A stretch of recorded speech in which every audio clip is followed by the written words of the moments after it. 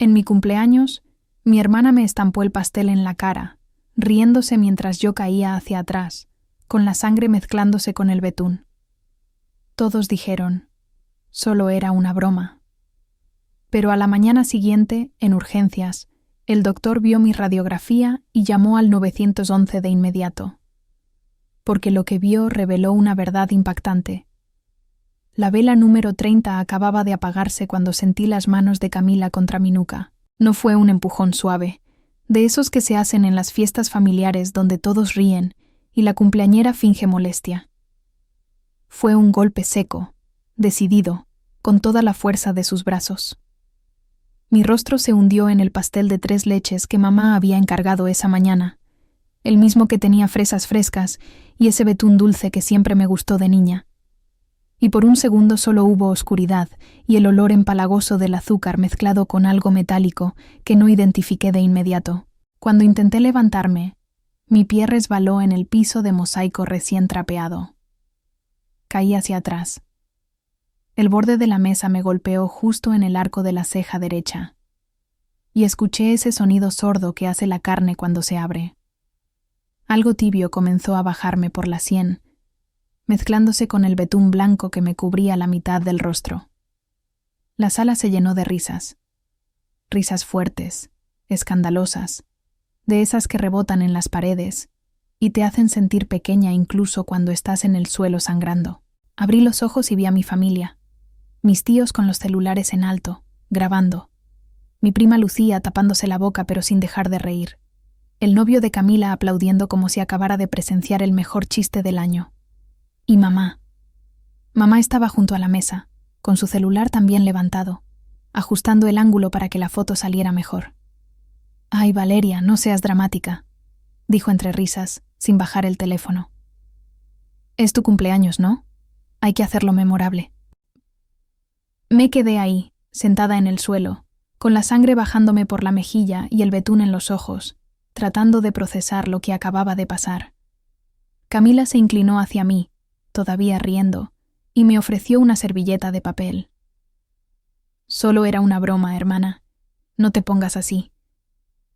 Su voz sonaba ligera, casi inocente, como si acabara de tropezar conmigo por accidente, y no como si me hubiera empujado con suficiente fuerza para hacerme sangrar.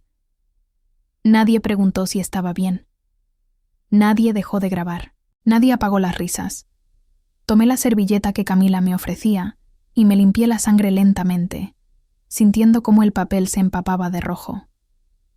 La música volvió a sonar. Alguien destapó otra cerveza.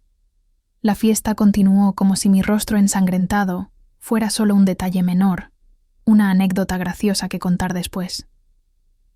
Me levanté sin ayuda de nadie, caminé hasta el baño con las piernas temblando y me miré en el espejo manchado de pasta de dientes. La herida en mi ceja era profunda. Mi nariz estaba hinchada, torcida hacia un lado de una forma que no era natural. Pero lo que más me dolió no fue el golpe. Fue darme cuenta, en ese instante, mirando mi reflejo destruido, de que para ellos yo no era una persona. Era un entretenimiento. Y lo peor de todo es que ni siquiera sabía que esa noche era solo el principio. Porque lo que ninguno de ellos imaginaba, lo que yo tampoco imaginaba, es que esa caída no solo me rompió la nariz, rompió un silencio de 10 años que estaba a punto de destruirlos a todos. Lo que ninguno de ellos sabía es que esa caída no solo me rompió la nariz, rompió un silencio de 10 años que estaba a punto de destruir a toda mi familia.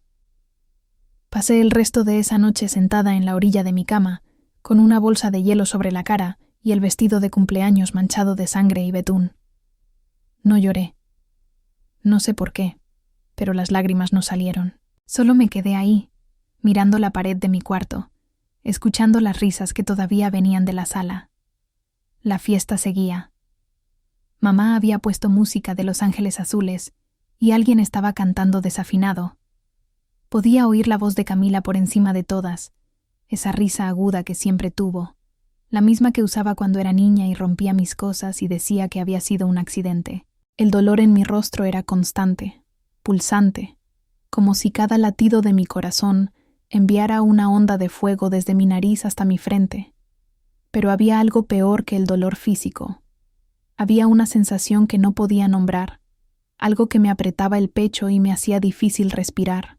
Era como si, por primera vez en 32 años, estuviera viendo mi vida desde afuera, como si fuera una extraña observando a una mujer que siempre dijo que sí, que siempre cedió, que siempre creyó que el amor familiar significaba aguantar. A las 3 de la madrugada, cuando todos finalmente se fueron, cuando mamá apagó las luces sin siquiera tocar a mi puerta para preguntarme cómo estaba, sentí que algo dentro de mí se movió. No fue rabia, no fue tristeza, fue claridad, esa claridad fría y cortante, que llega cuando ya no te quedan excusas para seguir mintiéndote a ti misma. Me levanté despacio, caminé hasta el baño y volví a mirarme al espejo. Mi ojo derecho estaba completamente cerrado por la hinchazón. La herida en mi ceja había dejado de sangrar, pero se veía profunda, fea, como una boca abierta en mi piel. Mi nariz estaba torcida de una forma que me asustó. Toqué el puente con cuidado y el dolor me hizo jadear. Algo estaba roto ahí adentro. Lo sabía. Tomé mi bolso, mis llaves, y salí de la casa sin hacer ruido. El aire de la madrugada estaba frío, limpio, y me quemó los pulmones cuando lo respiré hondo. Conduje hasta el hospital público más cercano, con las manos temblando en el volante, tratando de no pensar en la cara de mamá cuando me ofreció esa servilleta sin dejar de sonreír, tratando de no recordar cómo Camila me había mirado desde arriba mientras yo sangraba en el suelo, como si fuera una broma que yo no entendía. La sala de urgencias olía a desinfectante y café recalentado. Me senté en una silla de plástico naranja y esperé mi turno entre un hombre con la mano vendada y una mujer que mecía a un bebé dormido. Nadie me miró. Nadie preguntó qué me había pasado. Era solo otra persona más en una noche de sábado en urgencias. Cuando finalmente me llamaron, una enfermera joven con el cabello recogido en una cola alta me hizo pasar a un cubículo pequeño separado por cortinas azules. Me tomó la presión, me preguntó mi nombre, mi edad, si tenía alergias. Luego llegó el doctor. Era un hombre de unos 50 años, con lentes gruesos y una barba gris que le cubría la mitad del rostro. Me pidió que me sentara, que respirara hondo, que le dijera qué había pasado. Me caí, dije. Y técnicamente no era mentira. Él asintió sin juzgar y comenzó a examinarme. Sus manos eran suaves, cuidadosas, y cuando tocó mi nariz sentí que me iba a desmayar del dolor. «Vamos a necesitar una radiografía», dijo con voz tranquila. «Quiero ver qué hay adentro». 20 minutos después, estaba sentada en la misma silla de plástico naranja, esperando los resultados. El hospital estaba más vacío ahora. Alguien había apagado la mitad de las luces. Miré mi celular y tenía 3 mensajes de mamá. No los abrí. El doctor regresó con una carpeta en las manos y una expresión que no supe leer. Se sentó frente a mí, abrió la carpeta y me mostró la radiografía de mi cráneo. Yo no sabía qué estaba viendo, solo sombras grises y líneas blancas que no significaban nada para mí. «Señorita Valeria», dijo despacio, y su voz tenía un peso que no había tenido antes. «Su nariz está fracturada en 2 lugares. Eso lo podemos arreglar. Pero hay algo más que me preocupa». Señaló un punto en la radiografía que yo no entendía. «¿Ve esto? Esta sombra aquí, en la base del cráneo. Esto no es reciente. Esto es una fractura antigua, mal soldada, que nunca fue tratada. Y esta otra línea. Esto parece un trauma repetido». Me quedé mirándolo sin entender. «¿Cuántas veces ha sufrido golpes en la cabeza, señorita?» No supe qué responder, porque la verdad es que no lo sabía. No los había contado. Camila siempre había sido brusca, desde niñas. Empujones, codazos, ese juego de luchitas, donde yo siempre terminaba en el suelo. Mamá siempre decía que así eran las hermanas, que era normal. El doctor cerró la carpeta y me miró directo a los ojos. «Voy a tener que hacer un reporte. Esto no es normal». Y fue entonces cuando supe que algo más grande que una nariz rota acababa de comenzar. Me llamo Valeria, tengo 32 años, y durante toda mi vida he sido la sombra funcional de mi familia, la que paga las cuentas cuando faltan, la que cuida a mamá cuando está enferma, la que nunca pide nada porque aprendió que pedir es molestar. Soy contadora, vivo sola en un departamento pequeño que huele a café recalentado y libros viejos. Y hasta esa noche, creía que mi invisibilidad era amor malentendido. Me equivoqué. Crecí en una casa de 2 pisos en la colonia Narvarte, en una calle donde todos se conocían y los domingos olían a carne asada desde las 10 de la mañana. Fui la primera hija, la que llegó cuando papá todavía trabajaba de sol a sol en su taller de herrería y mamá daba clases de costura en el comedor para pagar la renta. Aprendí a ser útil antes de aprender a leer. A los 5 años ya sabía doblar la ropa limpia y guardarla en su lugar. A los 7 sabía calentar las tortillas sin quemarme y servir el agua de Jamaica en los vasos correctos cuando llegaban visitas. Cuando nació Camila, yo tenía 4 años. Recuerdo ese día con una claridad extraña. Mamá llegó del hospital con un bulto envuelto en una cobija rosa, y todos en la casa se movían alrededor de ese bulto como si fuera algo sagrado, algo que podía romperse si lo mirabas mal. Papá me cargó y me dijo: «Ahora eres la hermana mayor, Valeria. Eso significa que tienes que cuidarla siempre». Y yo asentí, sin entender realmente qué significaba eso, pero sintiendo que me acababan de dar una responsabilidad enorme que no sabía cómo cargar. Desde ese momento, mi vida dejó de ser mía. Camila lloraba de noche, y yo era quien se levantaba a mecerla para que mamá pudiera dormir. Camila rompía mis muñecas, y mamá decía que yo era muy grande para jugar con esas cosas de todos modos. Camila sacaba malas calificaciones, y yo tenía que ayudarle con la tarea aunque tuviera la mía sin terminar. Y cada vez que yo protestaba, cada vez que decía que no era justo, mamá me miraba con esos ojos cansados y me decía: «Valeria, tú eres la fuerte. Ella te necesita». Yo no me sentía fuerte, me sentía invisible.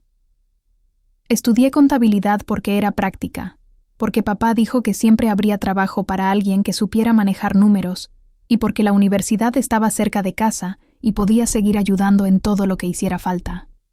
Camila estudió diseño de modas en una escuela privada que costaba el triple, y cuando no pudo terminar porque reprobó demasiadas materias, mamá dijo que no pasaba nada, que ella encontraría su camino. Yo me gradué con mención honorífica, y mamá ni siquiera fue a la ceremonia, porque ese día Camila tenía una cita importante con un novio que la dejó 2 semanas después. A los 25 años conseguí mi primer trabajo estable en un despacho contable del centro. Ganaba 12,000 pesos al mes. Daba 4,000 a mamá para los gastos de la casa, aunque ya no vivía ahí. Pagaba mi renta, mis servicios, mi comida. Y cada vez que Camila necesitaba dinero, para un vestido, para un curso, para pagar una deuda que había hecho con la tarjeta de crédito que mamá le dio, yo le transfería lo que podía. Porque eso era lo que se suponía que debía hacer. Porque era la hermana mayor. Porque era la fuerte. Mi departamento es pequeño. Un cuarto con baño propio en el 3er piso de un edificio viejo en la Roma Norte. Tiene una ventana que da a un callejón donde los gatos callejeros pelean por la noche. Hay una cocina integral que apenas cabe una persona. Una mesa plegable donde como y trabajo. Y una cama individual pegada a la pared. No tengo televisión. No tengo visitas. Llego del trabajo. Caliento algo en el microondas. Me siento frente a la computadora y reviso estados de cuenta hasta que me duelen los ojos. Los fines de semana limpio, lavo ropa y voy al supermercado. A veces paso por casa de mamá, a veces no.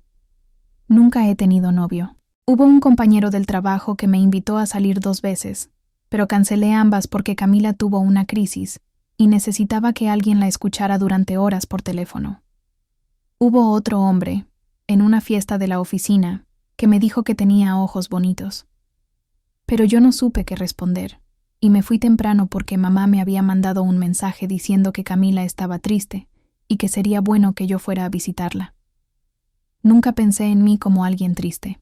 Pensaba en mí como alguien responsable, como alguien necesaria, como alguien que hacía lo correcto aunque fuera difícil.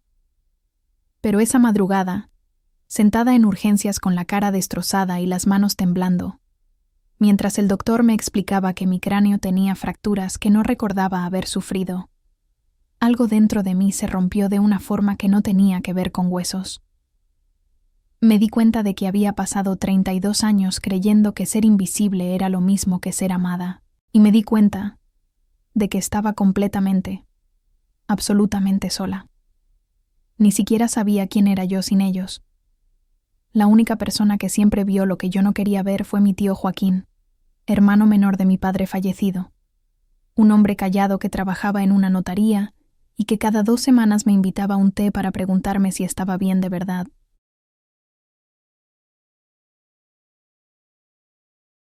Él fue quien, años atrás, me regaló una libreta morada y me dijo: «Escribe todo lo que no te atrevas a decir en voz alta, Valeria. Algún día, esas palabras te salvarán». Nunca entendí esa frase hasta la mañana en urgencias. Tío Joaquín no se parecía a papá físicamente. Papá era alto, robusto, con manos grandes llenas de callos del trabajo en la herrería. Tío Joaquín era delgado, de hombros estrechos, con lentes redondos que siempre se deslizaban por su nariz y una forma de caminar pausada, como si estuviera pensando en algo importante todo el tiempo. Tenía 58 años, nunca se había casado, y vivía en un departamento cerca de la Alameda Central que olía a papel viejo y canela. Papá y él no eran cercanos, no peleaban, pero tampoco se buscaban. Papá era de esos hombres que hablan poco y trabajan mucho, y tío Joaquín era todo lo contrario. Leía demasiado, pensaba demasiado, y tenía esa costumbre incómoda de hacer preguntas que nadie más hacía. Después del funeral de papá, mamá dejó de invitarlo a las reuniones familiares. Decía que él la ponía nerviosa con sus silencios largos y sus miradas que parecían estar juzgando todo. Pero tío Joaquín nunca dejó de buscarme.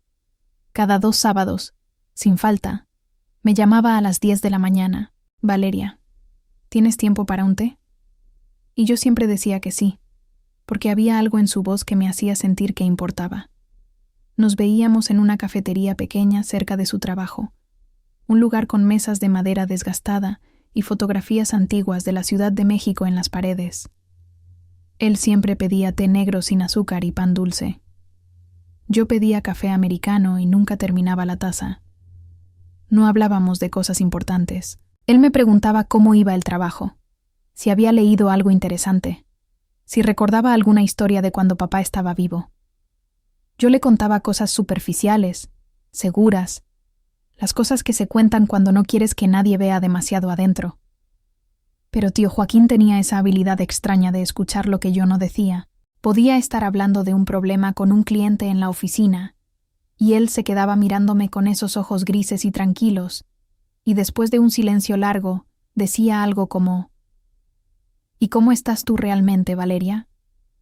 La primera vez que me hizo esa pregunta, hace como 5 años, me desconcertó tanto que no supe qué responder. «Bien», dije, y él solo asintió, sin insistir, pero su mirada me decía que sabía que yo estaba mintiendo. Fue en una de esas tardes de té, justo después de que Camila tuvo su primera gran crisis financiera, y yo había vaciado mis ahorros para pagarle las deudas, cuando tío Joaquín me regaló la libreta morada. Era pequeña, del tamaño de mi mano, con la portada de tela suave y las páginas en blanco.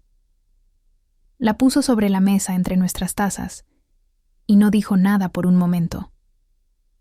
«¿Qué es esto?», pregunté. «Un lugar seguro», dijo, «para que escribas todo lo que no te atreves a decir en voz alta». Lo miré sin entender. «Valeria, llevas años callándote, años tragándote lo que sientes porque crees que eso es ser buena hija, buena hermana, buena persona. Pero el silencio no te protege, te ahoga». Se quitó los lentes, los limpió con la servilleta de papel y me miró directo a los ojos. «Algún día, esas palabras que guardas van a tener que salir, y cuando ese día llegue, Vas a necesitar recordar quién eres más allá de lo que ellos esperan de ti. No escribí nada en esa libreta durante meses. La guardé en el cajón de mi mesa de noche y la olvidé. Pero después, cuando las cosas empezaron a ponerse peor, cuando mamá comenzó a pedirme más dinero y Camila empezó a tratarme como si yo le debiera algo, saqué la libreta y escribí una sola frase. No sé si me quieren o solo me necesitan. Esa frase se convirtió en 2 páginas, luego en 10, luego en toda la libreta. Escribí sobre la vez que mamá canceló mi cumpleaños número 15 porque Camila estaba enferma de gripe y necesitaba atención. Escribí sobre cómo papá nunca fue a ninguna de mis ceremonias escolares, pero nunca se perdió un evento de Camila. Escribí sobre los cientos de veces que presté dinero que nunca me devolvieron. Escribí sobre cómo a veces me sentía tan cansada que quería desaparecer, pero no podía, porque entonces, ¿quién los cuidaría? Nunca le mostré esa libreta a nadie, ni siquiera a tío Joaquín. Pero esa madrugada en urgencias, después de que el doctor me dijo que tenía que hacer un reporte, después de que me dieron 4 puntadas en la ceja y me entablillaron la nariz, salí del hospital con el celular en la mano, y solo había una persona a quien quería llamar. Eran las 6 de la mañana cuando marqué su número. Contestó al tercer timbrazo, con voz de sueño pero alerta. ¿Valeria? Tío, dije, y mi voz se quebró de una forma que no esperaba. Creo que tenías razón. Hubo un silencio del otro lado. Luego, ¿dónde estás? Saliendo del hospital. No te muevas, voy para allá. Y colgó. 20 minutos después, su auto viejo color beige se detuvo frente a la entrada de urgencias. Bajó con una chamarra sobre la pijama y el cabello despeinado, y cuando me vio con la cara hinchada y los ojos rojos, no preguntó qué había pasado. Solo abrió los brazos, y por primera vez en 10 años, me permití llorar en el hombro de alguien que no me pidió que fuera fuerte. En mi familia, existía una regla no escrita pero férrea. Mi hermana Camila era la joya frágil, y yo era el yunque que aguanta.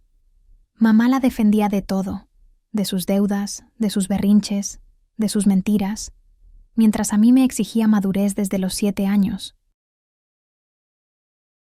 Cada logro mío era celebrado con un «qué bueno, mija», y cada capricho de Camila era una emergencia familiar que movilizaba dinero, tiempo y perdón infinito. Papá murió cuando yo tenía 22, y con él se fue el único que a veces me miraba con orgullo. No recuerdo cuándo empezó exactamente. Tal vez siempre fue así.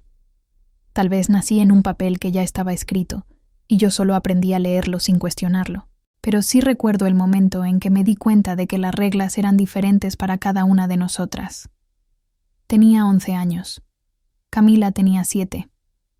Habíamos ido de compras al centro con mamá, porque necesitábamos uniformes nuevos para la escuela. Mamá había ahorrado durante meses para ese día. Yo lo sabía porque la había visto guardando monedas en un frasco de vidrio que escondía detrás de las ollas en la cocina. Entramos a una tienda grande, de esas con pisos brillantes y música suave, y mamá nos llevó directo al área de uniformes escolares. Eligió el mío rápido, la talla más barata, el modelo más simple, una falda gris y 2 blusas blancas. «Esto te va a durar todo el año», dijo sin emoción. Luego fuimos al área de Camila.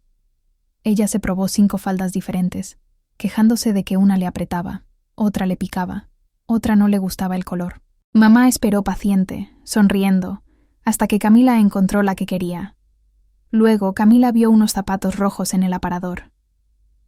«Mami, quiero esos». «Mija, esos no son para la escuela», dijo mamá, pero su voz no tenía firmeza. «Pero los quiero». Y mamá compró los zapatos rojos, y un moño del mismo color, y una mochila con brillos que costaba el doble que la mía. En la caja, cuando el total apareció en la pantalla, mamá sacó todo el dinero del frasco. No alcanzaba. Me miró. «Valeria, ¿tú necesitas zapatos nuevos?» Yo miré mis zapatos viejos, con la suela despegándose, y negué con la cabeza. «No, mamá, Estos todavía sirven. Esa noche, papá llegó del taller y vio todas las bolsas. ¿Qué es todo esto? Mamá le explicó.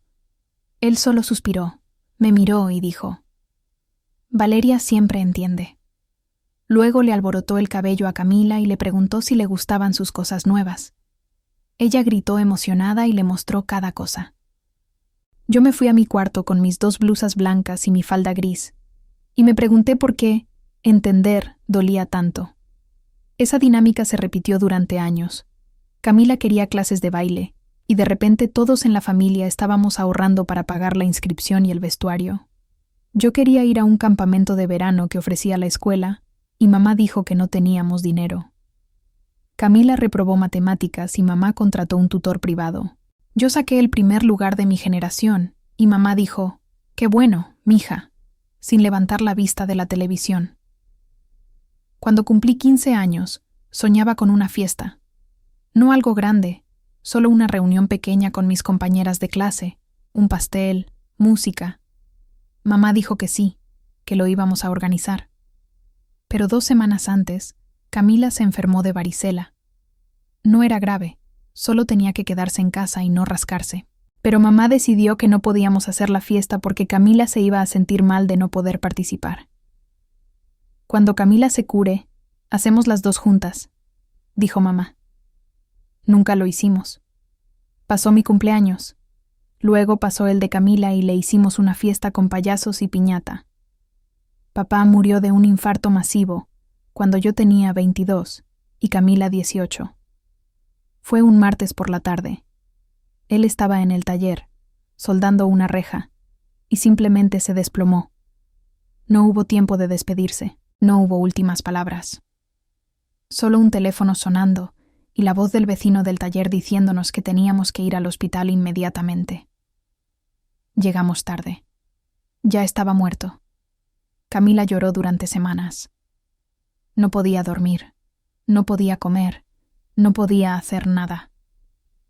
Mamá estaba destrozada también, pero su dolor era silencioso, contenido. Yo no sé qué sentía. Creo que estaba en shock. Me encargué de todo. Los trámites del hospital, el funeral, los papeles legales, avisar a la familia, pagar las cuentas que papá había dejado pendientes. Mamá me miraba y decía: «¿Qué haría sin ti, Valeria? Tú siempre tan fuerte». No me sentía fuerte, me sentía vacía. En el funeral, Camila no pudo caminar hacia el ataúd. Mamá tuvo que sostenerla. Yo fui sola, me paré frente al cajón cerrado, y no pude llorar. La gente murmuró que qué fría era yo, que ni siquiera lloraba por mi padre. No entendían que había llorado tanto por dentro, que ya no me quedaban lágrimas para mostrar. Después del funeral, mamá empezó a depender de mí para todo. Yo trabajaba medio tiempo mientras terminaba la universidad, y cada peso que ganaba iba directo a la casa. Pagaba la luz, el agua, el gas, la comida. Camila había dejado la escuela temporalmente, porque estaba muy triste para estudiar. Mamá decía que era normal, que cada quien procesa el dolor a su manera. Y yo seguí siendo el yunque. Seguí aguantando. Seguí creyendo que eso era amor, hasta que me estamparon la cara contra un pastel y me dijeron que era una broma. Y entendí que nunca había sido amor. Era conveniencia. Todo comenzó 10 años atrás, 3 meses después del funeral de papá, cuando mamá me pidió que firmara unos papeles de trámite relacionados con la herencia, porque Camila estaba muy devastada para pensar en eso. Yo firmé sin leer, confiando, creyendo que era un acto de amor hacia mi hermana menor. Mamá me abrazó ese día y me dijo que yo era su pilar, su hija fuerte. No sabía que acababa de regalar mi futuro. Era un sábado por la tarde. Recuerdo que hacía calor, ese calor denso de mayo que te pega en la cara cuando sales a la calle y te hace sudar antes de dar 3 pasos. Yo había ido a casa de mamá porque ella me había llamado esa mañana con voz cansada, diciendo que necesitaba ayuda con unos documentos importantes. «Son cosas del seguro de tu papá», me dijo. «Ya sabes que yo no entiendo nada de eso». Cuando llegué, mamá estaba en la mesa del comedor con papeles esparcidos por todas partes. Camila estaba en su cuarto con la puerta cerrada. Se podía escuchar música triste filtrándose por debajo de la puerta. Mamá suspiró cuando me vio entrar. Tenía ojeras profundas y el cabello sin peinar. Se veía 10 años más vieja que 3 meses atrás. «Gracias por venir, mija», dijo, señalando la silla frente a ella. «Esto es un desastre. No sé ni por dónde empezar». Me senté y empecé a revisar los papeles. Eran documentos del banco, pólizas de seguro, escrituras de la casa, certificados de inversión que papá había hecho años atrás. Todo estaba desorganizado, sin orden. Algunos papeles arrugados como si alguien los hubiera estrujado con rabia. «¿De dónde sacaste todo esto?», pregunté. «Del closet de tu papá. Los tenía guardados en una caja de metal. El abogado me dijo que tenía que revisar todo antes de hacer los trámites de la herencia». Pasé las siguientes 2 horas organizando los documentos, separándolos por categoría, leyendo las letras pequeñas, explicándole a mamá lo que cada cosa significaba. Había un seguro de vida que papá había pagado durante 20 años. Había una cuenta de ahorro que yo no sabía que existía. Había un terreno en Cuautla que papá había comprado hacía mucho tiempo y que ahora valía bastante más de lo que había pagado. Y estaba la casa, por supuesto, la casa donde habíamos crecido. «¿Y esto cómo se divide?», preguntó mamá, con una voz tan pequeña que casi no la escuché. «Según la ley, si papá no dejó testamento, la mitad es tuya y la otra mitad se divide entre Camila y yo», le expliqué. «Pero tendríamos que ir con un notario para hacer todo legal». Mamá asintió despacio, mirando los papeles con ojos vidriosos. «Tu hermana no puede con esto ahora, Valeria. Está destruida. No duerme, no come bien. Ayer tuve que llamar al doctor porque estaba hiperventilando». Sentí una punzada de culpa. Yo también extrañaba a papá. Yo también estaba rota por dentro.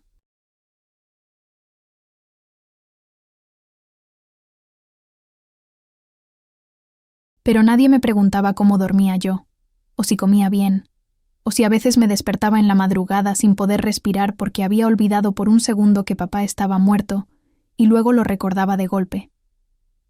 «Es difícil para todos», dije, tratando de sonar comprensiva.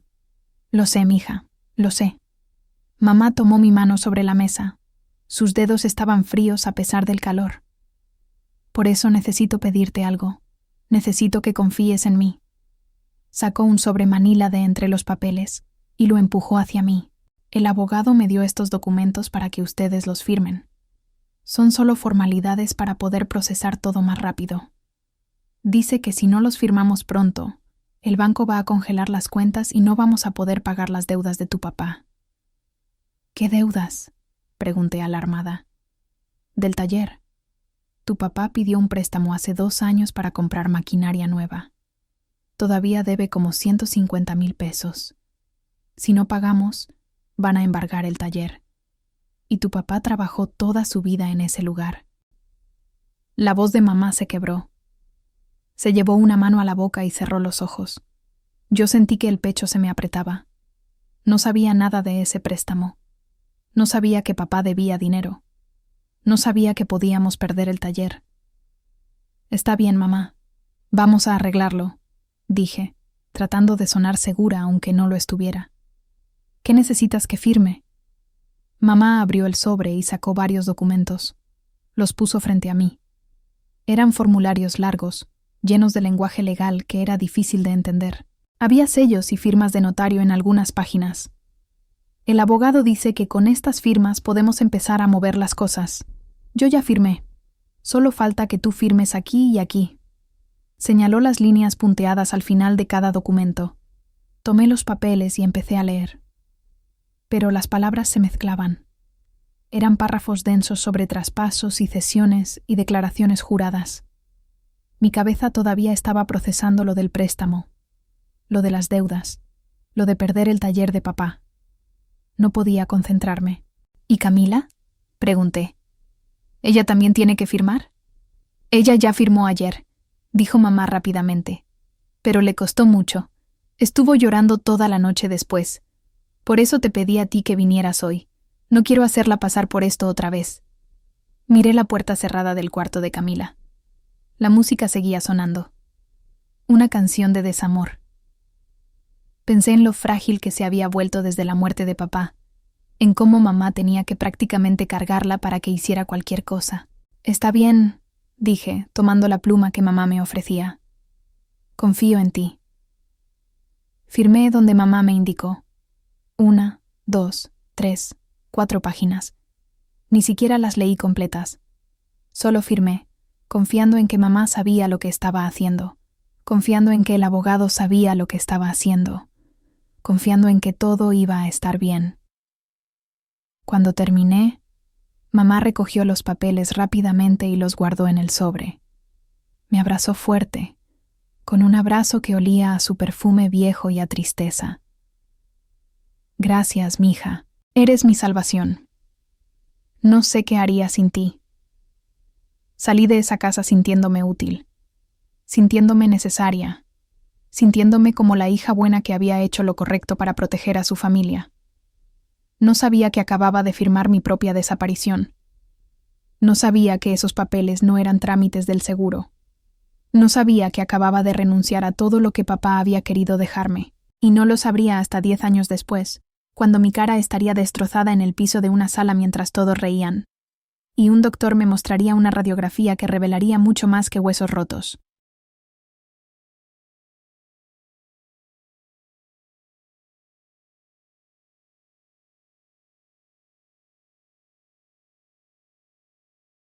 En la sala de urgencias, mientras esperaba que cosieran mi ceja y revisaran mi nariz fracturada, recibí una llamada del tío Joaquín con la voz quebrada. Acababa de revisar unos archivos viejos de la notaría donde trabajó mi padre, y encontró algo que me hizo sentir como el suelo se abría bajo mis pies. Los papeles que firmé hace 10 años no eran trámites. Eran una renuncia completa a mi parte de la herencia paterna, la casa, los ahorros, un terreno en las afueras que ahora vale más de 2 millones de pesos. Todo, absolutamente todo, fue transferido a nombre de Camila, con el aval legal de mamá como testigo. Yo no heredé nada, ni siquiera el reloj de plata que papá me prometió. La llamada llegó mientras una enfermera me limpiaba la herida de la ceja con una gasa que olía a yodo. Yo estaba sentada en una camilla de metal frío, con la nariz entablillada y el ojo derecho casi cerrado por la hinchazón. El teléfono vibró en mi bolsillo. Vi el nombre en la pantalla. Tío Joaquín. Contesté. ¿Valeria? Su voz sonaba rara, temblorosa, como si hubiera estado corriendo o como si acabara de recibir una noticia terrible. Tío, ¿qué pasa? Hubo un silencio largo del otro lado. Escuché su respiración pesada. Luego, necesito que vengas a mi casa. Ahora. Encontré algo que... Dios mío, Valeria. Encontré algo. Estoy en el hospital todavía. Me están poniendo puntos. ¿Qué hospital? Se lo dije. Terminen de atenderte y vente para acá. No hables con tu mamá. No hables con nadie. Prométeme que vendrás directo. El tono de su voz me asustó más que el dolor en mi cara. Te lo prometo. Colgó. Una hora después, con 4 puntos en la ceja y una receta de analgésicos que no compré, llegué al departamento de tío Joaquín. Eran casi las 8 de la mañana. El sol empezaba a calentar las calles y la ciudad despertaba con su ruido habitual. Toqué el timbre 3 veces. Él abrió la puerta antes de que pudiera tocar la cuarta. Tenía el rostro desencajado, ojeras profundas, y su camisa estaba arrugada como si se la hubiera puesto deprisa. «Entra», dijo, y cerró la puerta rápido detrás de mí. Su departamento normalmente era un lugar ordenado, casi espartano. Pero esa mañana había papeles por todas partes. En la mesa del comedor, en el sofá, en el piso, carpetas abiertas, documentos con sellos oficiales, hojas amarillentas que parecían tener décadas de antigüedad. «¿Qué es todo esto?», pregunté. Tío Joaquín se pasó una mano por el cabello. «Ayer en la noche no podía dormir. Seguía pensando en lo que me contaste por teléfono, en tu hermana empujándote, en tu mamá sin hacer nada. Y me acordé de algo». Se sentó pesadamente en el sofá, moviendo papeles para hacerme espacio. «Hace 10 años, Tu papá vino a verme a la notaría. Fue como un mes antes de morir. Me pidió que le ayudara a organizar sus documentos porque quería dejar todo en orden. Me dijo que tenía 2 hijas y que quería asegurarse de que ambas estuvieran protegidas por igual. Sentí que algo se me atoraba en la garganta. Le ayudé a hacer un inventario de sus bienes: la casa, el terreno en Cuautla, sus ahorros, el seguro de vida. Me dijo que quería que todo se dividiera equitativamente entre tú y Camila cuando él muriera. 50 y 50. Lo escribí todo. Él firmó. Yo lo guardé en los archivos de la notaría como respaldo, aunque no era un testamento formal, solo un documento de intención. Tío Joaquín se levantó y tomó una carpeta azul de la mesa. La abrió y me mostró un documento. Reconocí la letra de papá al final, su firma grande y desprolija. La fecha: 18 de marzo, 2 años antes de su muerte. Esto es lo que tu papá quería, dijo mi tío, señalando las líneas donde se especificaba claramente: casa dividida al 50%, terreno dividido al 50%, ahorros divididos al 50%. Pero después de que él murió, me enteré de que tu mamá había tramitado todo a través de otro abogado, un tipo que yo no conocía. Me pareció raro, pero pensé que tal vez tu papá había hecho un testamento formal con alguien más y no me había dicho. Como no era mi asunto, no investigué. Se quitó los lentes y se frotó los ojos. Hasta anoche. ¿Qué pasó anoche? Anoche fui a la notaría. Tengo acceso a los archivos viejos porque todavía trabajo ahí. Busqué todo lo relacionado con tu papá y encontré las copias de los documentos que se procesaron después de su muerte. Tomó otra carpeta, esta roja. La abrió con manos temblorosas. Valeria, estos son los papeles que tú firmaste hace 10 años. Los tomé, los miré y empecé a leer. No eran trámites del seguro, no eran formalidades del banco. Eran documentos de cesión de derechos hereditarios.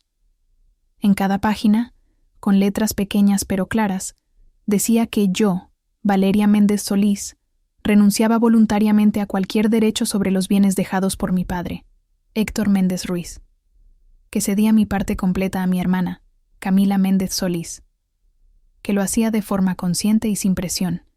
Mi firma estaba al final de cada documento, grande, clara, indiscutible. No, susurré. No, esto no puede ser. Mamá me dijo que eran papeles del seguro. Me dijo que había deudas que pagar. No había deudas, Valeria. La voz de mi tío era suave pero firme. Tu papá no debía nada. El taller estaba pagado. Yo revisé todo. No había ningún préstamo de 150,000 pesos. Eso fue mentira. Sentí que las paredes se movían, que el piso se hundía, que todo lo que yo creía saber sobre mi vida era una mentira construida sobre otra mentira. Hay más, dijo mi tío, y su voz se quebró. Sacó otro documento.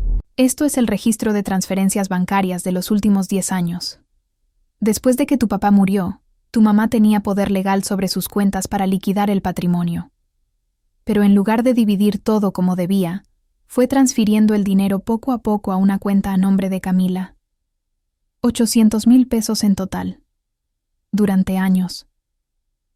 Mientras tú le dabas dinero a tu mamá para los gastos de la casa, ella estaba moviendo la herencia de tu papá directamente a tu hermana. Me quedé mirando los números, las fechas, las cantidades, transferencia tras transferencia. Miles de pesos moviéndose cada mes durante una década. Y el terreno, continuó mi tío, ahora con rabia contenida en la voz. El terreno que tu papá compró en Cuautla por 50,000 pesos hace 20 años, ahora vale más de 2 millones. Está completamente a nombre de Camila. Ella lo puso en venta el mes pasado. ¿Qué? Mi voz salió como un graznido. Vi el anuncio en internet, por eso empecé a investigar. Me pregunté cómo era posible que Camila tuviera un terreno que yo sabía que tu papá quería dividir entre ustedes dos. Dejé caer los papeles. Mis manos temblaban tanto que no podía sostener nada. Mamá me mintió, me hizo firmar, me robó. No solo tu mamá. Tío Joaquín sacó un último documento. Mira las fechas de estas firmas. Camila firmó primero. Ella sabía exactamente qué eran esos papeles. Ella estuvo de acuerdo desde el principio. Vi la firma de Camila, Clara, fechada un día antes que la mía. Todo encajó de repente. La prisa de mamá para que yo firmara. La excusa de que Camila estaba muy devastada para repetir el proceso. La puerta cerrada de su cuarto. La música triste. Todo había sido teatro. Todo había sido una mentira para que yo firmara sin leer, sin cuestionar, sin entender que estaba regalando mi futuro. Me levanté del sofá tan rápido que me mareé. Tío Joaquín me sostuvo del brazo. Valeria, respira. 10 años, dije, y mi voz sonaba como la de una extraña. 10 años dándoles dinero.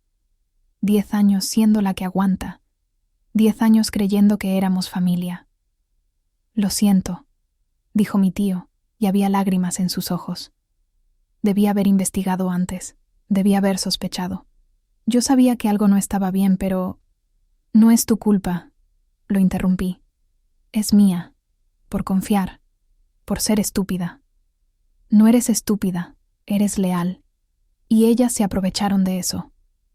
Me solté de su agarre y caminé hacia la ventana. Afuera, la ciudad seguía moviéndose como si nada, como si mi mundo no se acabara de desmoronar. Vi mi reflejo en el vidrio, la cara hinchada, el ojo morado, las vendas en la nariz, y por primera vez vi lo que realmente era. Una idiota que había creído en el amor cuando solo había manipulación. Una tonta que había firmado su propia destrucción con una sonrisa. Una sombra que nunca fue vista como persona, solo como recurso. ¿Qué hago ahora?, pregunté sin voltear. Mi tío se acercó, puso una mano en mi hombro. Ahora, Valeria, te defiendes.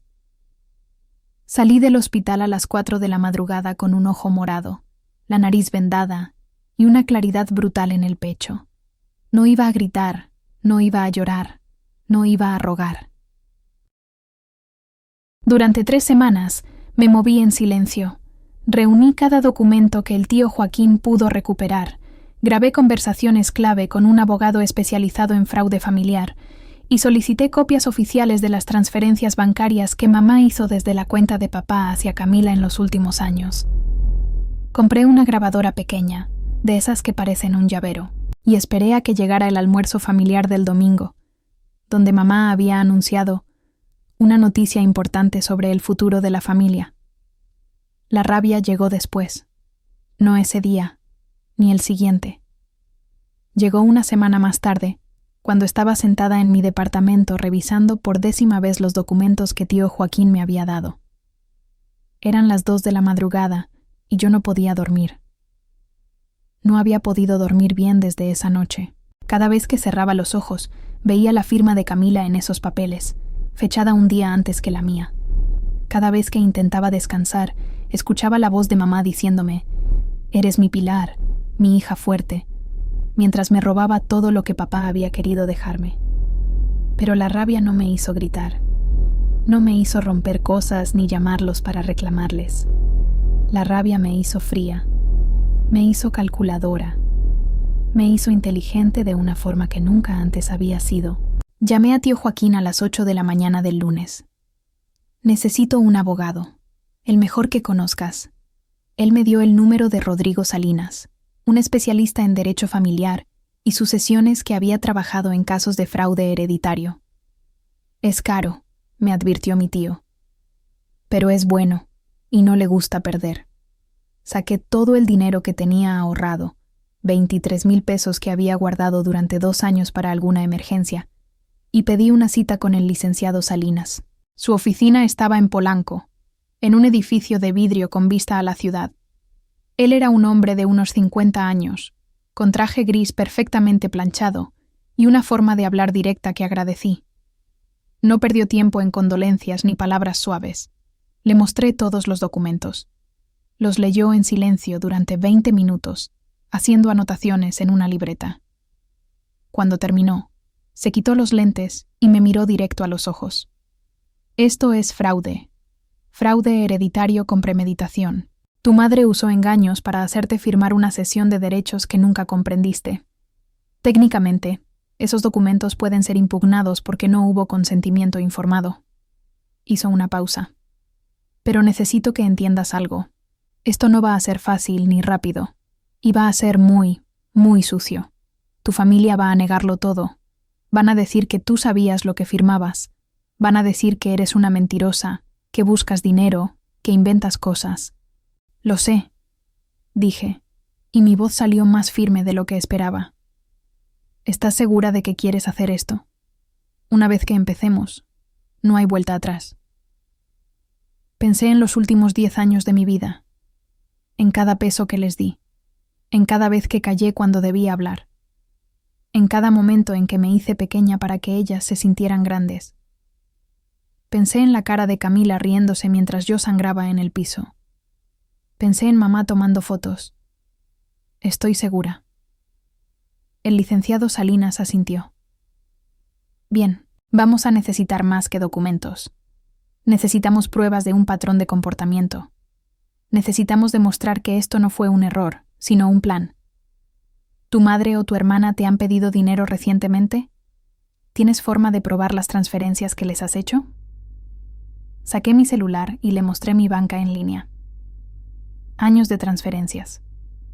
Miles y miles de pesos enviados a mamá, a Camila, mes tras mes.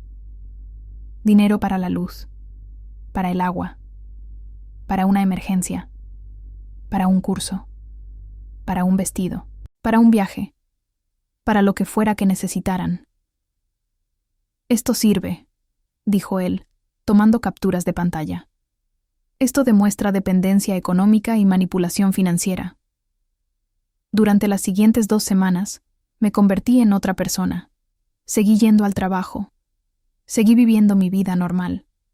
Pero cada noche, después de salir de la oficina, me reunía con el licenciado Salinas o con tío Joaquín. Revisábamos documentos, buscábamos inconsistencias, construíamos el caso pieza por pieza. Tío Joaquín consiguió copias certificadas de todos los movimientos bancarios que mamá había hecho desde la cuenta de papá. Conseguimos el documento original que papá había firmado en la notaría, expresando su voluntad de dividir todo equitativamente. Conseguimos prueba de que nunca existió ningún préstamo del taller, ninguna deuda que pagar. Todo había sido mentira. El licenciado Salinas me hizo practicar. Cuando las confrontes, van a intentar desestabilizarte emocionalmente. Van a llorar, van a decir que las estás traicionando. Van a hacerse las víctimas. No puedes caer en eso. Tienes que mantenerte fría, clara, y ceñirte a los hechos. Practiqué frente al espejo. Practiqué las palabras que iba a decir. Practiqué mantener la voz firme, aunque por dentro estuviera temblando. Compré una grabadora pequeña, de esas que parecen un llavero. El licenciado me dijo que podía ser útil tener audio de cualquier admisión de culpa, cualquier cosa que dijeran en el calor del momento que pudiera usarse después. Legalmente es un área gris, admitió, pero si ellas dicen algo incriminatorio y lo tienes grabado, puede ayudar. La tercera semana, mamá me llamó. Su voz sonaba emocionada, casi infantil. Valeria, mija, te tengo una noticia. Este domingo vamos a hacer un almuerzo familiar. Camila tiene algo muy importante que anunciar. Algo sobre su futuro. Tienes que venir, ¿sí? Es obligatorio. Sentí que el estómago se me revolvía. ¿Qué va a anunciar? Ay, no puedo decirte. Es sorpresa, pero te va a encantar. Es algo muy bueno para ella. Colgué el teléfono y llamé inmediatamente a tío Joaquín. Creo que van a anunciar la venta del terreno. Perfecto, dijo él. Entonces ese es el momento. Ese es el día en que las detienes. Pasé los siguientes días preparándome. Imprimí copias de todos los documentos. Los organicé en una carpeta manila, cada uno en su funda de plástico, ordenados cronológicamente. El documento de intención de papá, los papeles fraudulentos que firmé, las transferencias bancarias, el anuncio de venta del terreno, todo.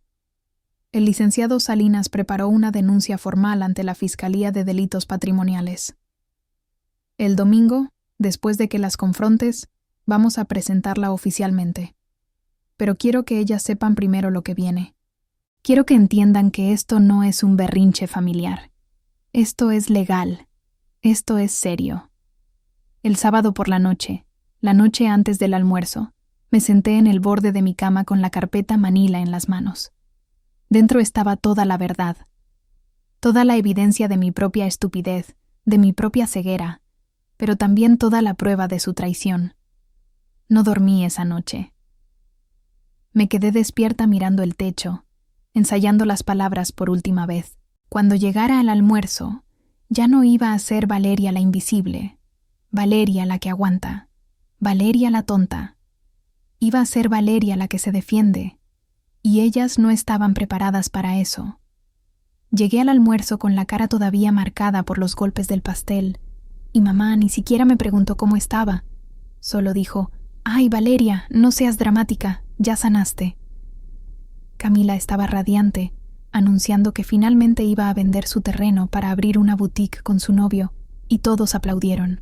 Fue entonces cuando saqué la carpeta Manila de mi bolso, la coloqué en el centro de la mesa junto al pollo rostizado, y dije con una calma que nunca supe que tenía: «Antes de que vendas mi terreno, Camila, deberías explicarles a todos cómo es que papá te dejó una herencia que legalmente me pertenecía a mí». El domingo llegó con un cielo despejado, y ese calor seco que hace que la ropa se pegue a la piel. Me puse un vestido sencillo color negro, me até el cabello en una cola alta, y guardé la carpeta Manila en mi bolso junto con la grabadora que ya estaba encendida. Revisé mi reflejo en el espejo antes de salir. El moretón alrededor de mi ojo estaba amarillento ahora. La herida de la ceja tenía los puntos negros visibles. Mi nariz todavía estaba ligeramente hinchada. Me veía como alguien que había estado en una pelea. Y supongo que así era. Llegué a casa de mamá a las 2 de la tarde, la hora exacta que ella había indicado. Había varios autos estacionados afuera, el de mi tía Rosario, el de mi primo Daniel, el del novio de Camila. Una reunión familiar completa. Perfecto. Cuantos más testigos, mejor. Toqué el timbre, y mamá abrió con una sonrisa enorme, vestida con su blusa de flores que usaba para las ocasiones especiales. «Valeria, qué bueno que llegaste». Me miró la cara de pasada, sin realmente verla. «Ay, mija, todavía te ves golpeada. ¿Ya te pusiste algo para el moretón?» «No, mamá, no me he puesto nada». «Bueno, pasa, ya casi está la comida». Entré a la casa que olía a pollo rostizado y tortillas calientes. La sala estaba llena de gente. Mi tía Rosario en el sillón con una cerveza en la mano. Mi primo Daniel y su esposa en las sillas del comedor. Camila en el centro de todo, con un vestido rosa brillante y el cabello rizado cayéndole sobre los hombros, riéndose de algo que su novio acababa de decir. Cuando me vio entrar, su sonrisa titubeó por medio segundo, pero luego se recuperó. «Hermana, viniste». Se levantó y caminó hacia mí como si fuera a abrazarme. Me aparté antes de que pudiera tocarme. «Claro que vine. Dijeron que era obligatorio». Algo en mi tono hizo que su sonrisa se congelara. Mamá intervino rápidamente. «Bueno, siéntense todos. Voy a servir la comida y después Camila tiene su anuncio». Me senté en la punta de la mesa, lo más lejos posible de Camila. Coloqué mi bolso en mis piernas, sintiendo el peso de la carpeta adentro. Mi corazón latía tan fuerte que estaba segura de que todos podían escucharlo. Pero mis manos estaban firmes. Mi voz iba a estar firme. Mamá sirvió el pollo, el arroz, la ensalada. Todos empezaron a comer y a conversar sobre cosas sin importancia. El clima, el tráfico, los hijos de alguien. Yo no toqué mi plato. Solo esperé. Después de 20 minutos, cuando todos habían terminado de comer, mamá se levantó y golpeó su vaso con un cuchillo. «Bueno, familia, atención. Camila tiene algo muy emocionante que anunciarnos». Camila se puso de pie, todavía con esa sonrisa radiante. Su novio le tomó la mano.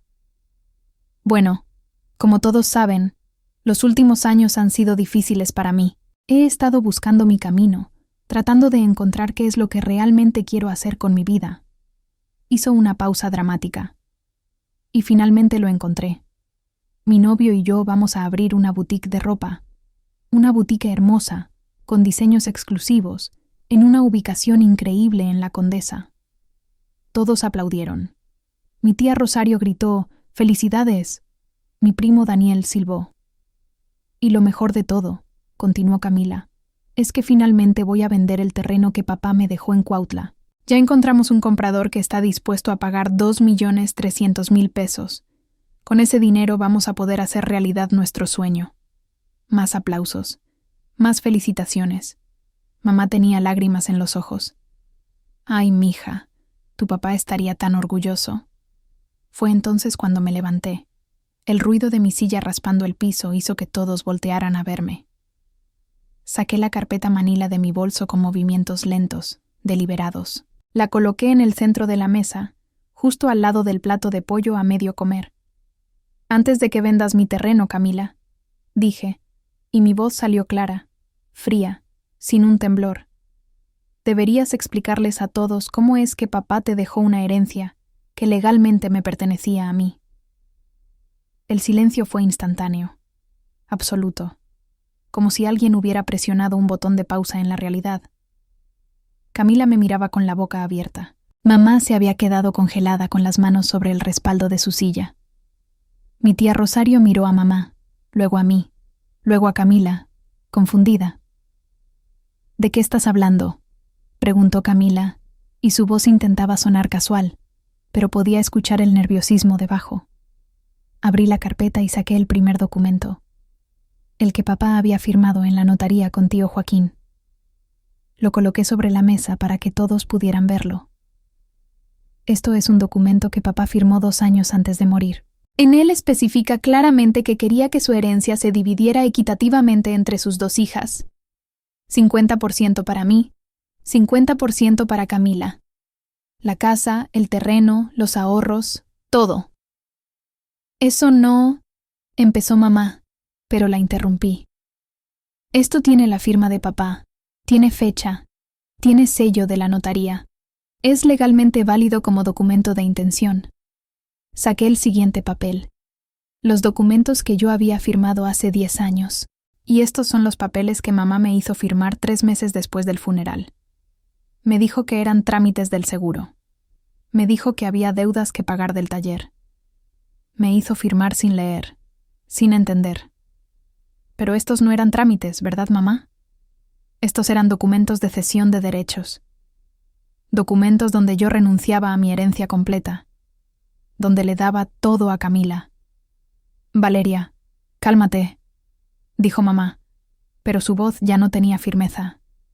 Tenía miedo. «No voy a calmarme». Saqué más papeles. Las transferencias bancarias. Las coloqué una por una sobre la mesa como si estuviera repartiendo cartas. Y estos son los registros bancarios de los últimos 10 años. 800.000 pesos que mamá transfirió de las cuentas de papá directamente a Camila. Poco a poco. Mes tras mes. Durante años. Mientras yo les daba dinero para la luz, para el agua, para las emergencias que ustedes inventaban. Mientras yo creía que estaba ayudando a mi familia, ustedes estaban robándome lo que papá quiso dejarme. Mi primo Daniel se había puesto de pie. «¿Esto es verdad?», le preguntó a mamá. Mamá no respondió. Solo miraba los papeles con la cara pálida. Camila intentó reír. «Esto es ridículo. Valeria está inventando cosas porque tiene envidia de que yo voy a abrir mi negocio. Siempre ha sido así, siempre queriendo...». «Firma», la interrumpí. Saqué los documentos de cesión y señalé la fecha de su firma. «Tu firma está aquí, fechada un día antes que la mía. Tú sabías exactamente qué eran estos papeles. Tú estuviste de acuerdo desde el principio. Mamá no te hizo firmar llorando como me dijo a mí. Tú firmaste primero, consciente, planeando todo». El novio de Camila la miró. «¿Camila? Yo no...». Camila buscaba palabras, pero no las encontraba. Y finalmente, dije, sacando el último documento. Este es el anuncio de venta del terreno. 2.300.000 pesos. Un terreno que papá compró con su sudor, con su trabajo, con la intención de que sus 2 hijas tuviéramos un futuro seguro. Pero tú lo pusiste en venta a tu nombre, como si yo no existiera, como si papá nunca me hubiera querido dejar nada. Dejé que el silencio se extendiera. Dejé que todos miraran los papeles. Dejé que la verdad llenara la habitación como humo espeso. Mi tía Rosario fue la primera en hablar. «Hermana», le dijo a mamá con voz temblorosa, «¿qué hiciste?» Mamá finalmente levantó la vista. Tenía los ojos rojos pero secos. «Valeria, mija, no entiendes. Yo solo quería proteger a Camila. Ella te necesita. Tú siempre has sido fuerte». «No digas eso». Mi voz salió como un látigo. «No vuelvas a decir que soy fuerte como si eso justificara robarme. Como si eso hiciera que esté bien». El silencio fue tan denso que pude escuchar el zumbido del refrigerador. Abrí la carpeta y, una por una, fui colocando las copias. El testamento original de papá donde se establecía división equitativa, los documentos falsos que firmé sin saberlo, los registros de transferencias bancarias por más de 800.000 pesos que mamá movió de la cuenta de papá a la de Camila durante años, usando poderes legales que nunca debió tener. «Ustedes me hicieron creer que era mi deber sacrificarme», dije mirando a mamá directo a los ojos. «Pero lo que hicieron fue robarme, manipularme y hacerme invisible para que Camila pudiera vivir la vida que yo construí con mi silencio». Camila intentó reír, llamarme loca, pero su voz se quebró cuando vio la firma del notario al pie de cada documento. Mamá se dejó caer en su silla como si las piernas ya no pudieran sostenerla. Su rostro había perdido todo el color. Miraba los documentos esparcidos sobre la mesa como si fueran serpientes venenosas que acabaran de aparecer de la nada. Sus labios se movían, pero no salía sonido. Por primera vez en mi vida, vi a mi madre sin palabras, sin excusas, sin esa capacidad infinita que siempre tuvo para voltear las cosas y hacerme sentir que yo era la que estaba equivocada. «No», finalmente susurró. «No, Valeria, tú no entiendes. Yo tenía que... ¿Tenías que qué?». La corté. «¿Tenías que mentirme? ¿Tenías que inventar deudas que no existían? ¿Tenías que manipularme para que firmara papeles que nunca leí?». Di un paso hacia ella. «Dime, mamá, cuando me viste firmar esos documentos, cuando me abrazaste y me dijiste que yo era tu salvación, ¿sentiste algo? ¿Culpa? ¿Remordimiento? ¿O solo alivio de que tu plan había funcionado?». Mamá empezó a llorar, lágrimas grandes y ruidosas que le corrían por las mejillas. «Yo solo quería protegerla. Camila no es como tú. Ella necesita más ayuda, más apoyo. Tú siempre has sabido defenderte sola». «No». Mi voz retumbó en la sala. «No vuelvas a usar eso. No vuelvas a usar mi fuerza como excusa para tu traición. Yo no nací fuerte, mamá. Me hiciste fuerte. Me obligaste a ser fuerte porque desde que tengo memoria me dijiste que Camila era frágil y que yo tenía que cargar con todo.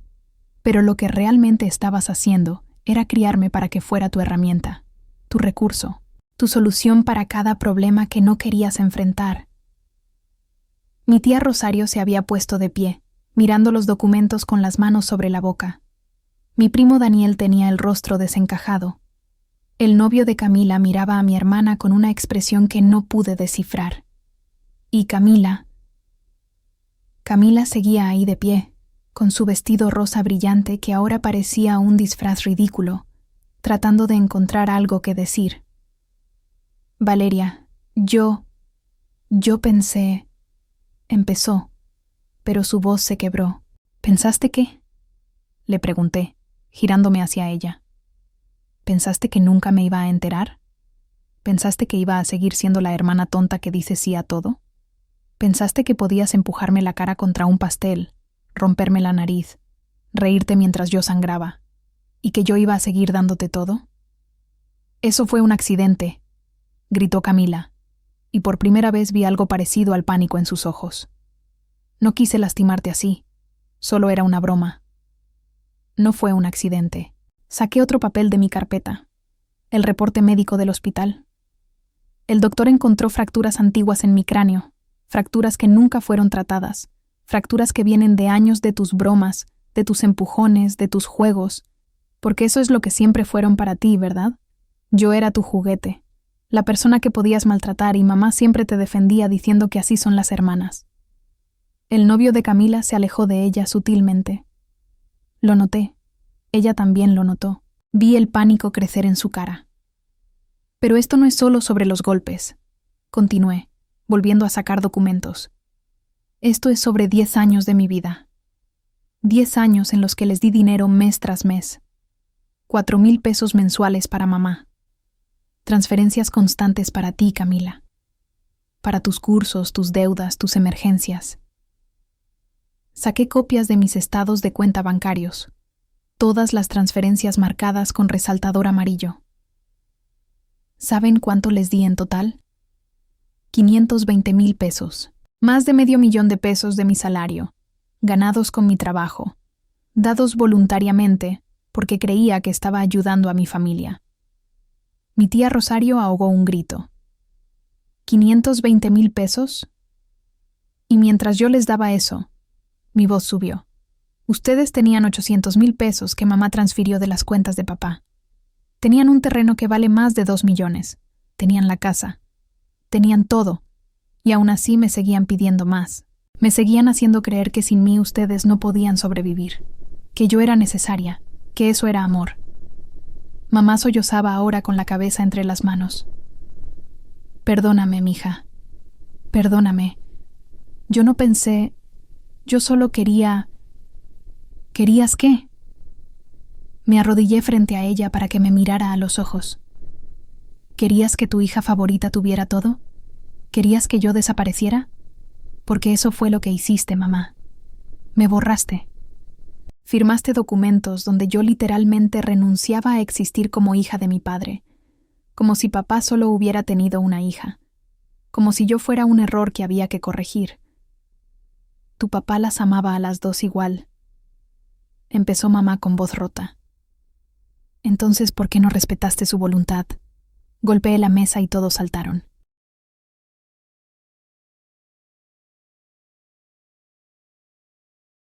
Papá dejó claro que quería dividir todo equitativamente. Él fue a una notaría, firmó documentos, especificó que las dos teníamos que estar protegidas, y tú lo traicionaste. Traicionaste su memoria para beneficiar a tu hija favorita. Camila finalmente explotó. No es mi culpa que tú seas mejor en todo. No es mi culpa que seas más inteligente, más responsable, más perfecta. Yo siempre fui la segunda opción, la que no era suficiente. Mentira. Mi voz salió como un trueno. Tú eras la preferida, siempre, desde que naciste. A ti te compraban lo que querías. A ti te perdonaban todo. A ti te celebraban solo por existir, mientras que yo tenía que ganarme cada migaja de atención siendo útil, siendo invisible, siendo la que aguanta. Valeria, basta, intentó decir mamá. No he terminado. Saqué el último grupo de documentos. Porque hay más. Durante estas 3 semanas investigué todo, y descubrí cosas que ni siquiera ustedes saben que yo sé. Coloqué un papel sobre la mesa. Este es el préstamo que mamá dijo que papá había pedido para el taller. El préstamo de 150,000 pesos que supuestamente teníamos que pagar urgente. ¿Saben qué descubrí? Que nunca existió. Llamé al banco. Revisé los archivos del taller con el contador que trabajaba con papá. No había ninguna deuda. Eso fue una mentira inventada para presionarme a firmar rápido. El silencio ahora era de horror puro. Mi primo Daniel miraba a mamá como si fuera una extraña. Mi tía Rosario negaba con la cabeza, incrédula. Y hay más, continué, implacable.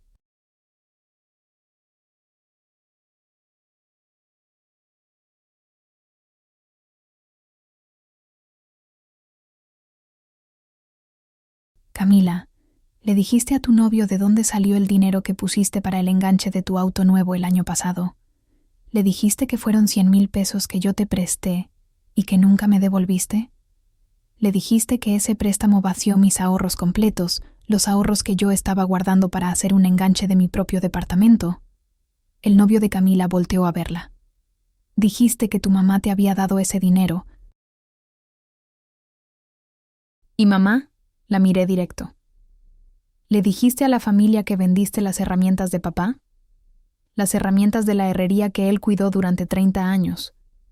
Las vendiste sin preguntarme, sin decirme, y usaste ese dinero para pagar el viaje de Camila a Cancún con sus amigas. Esas herramientas eran mías también, dijo mamá débilmente. Eran de papá, y papá hubiera querido que yo decidiera qué hacer con ellas.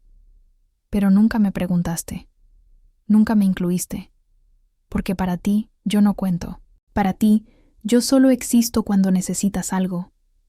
Me enderecé, respiré hondo, y dije lo que había venido a decir. Ustedes me hicieron creer que mi valor estaba en lo que podía darles. Me hicieron creer que el amor familiar significaba sacrificarse hasta desaparecer. Me hicieron creer que si yo pedía algo, si yo reclamaba algo, si yo existía más allá de ser útil, entonces era egoísta. Pero se equivocaron. Porque yo sí valgo. Yo sí merezco. Y lo que ustedes hicieron no fue amarme de forma imperfecta. Fue usarme. Fue robarme. Fue borrarme. Miré a todos los presentes. Mi tía, mi primo, el novio de Camila. Y quiero que todos aquí sepan la verdad. Quiero que sepan quiénes son realmente estas dos mujeres que están sentadas frente a ustedes. Camila se derrumbó en su silla, llorando. Ya no era rabia, era vergüenza pura. Mamá solo repetía, perdón, perdón, perdón, como un disco rayado. Pero yo ya no escuchaba sus disculpas, porque sabía que lo que venía después iba a doler mucho más. Fue entonces cuando tocaron la puerta.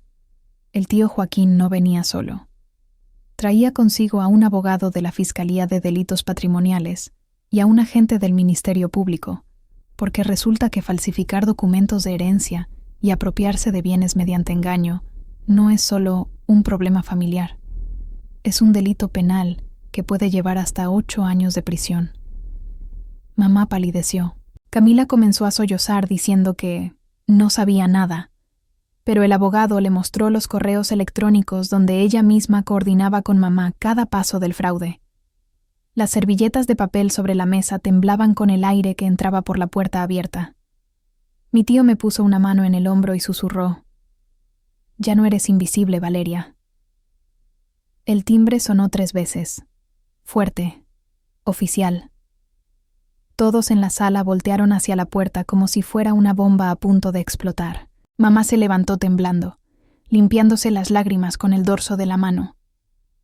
¿Quién puede ser a esta hora? Su voz sonaba aguda, nerviosa. «Yo sé quién es», dije sin moverme de mi lugar.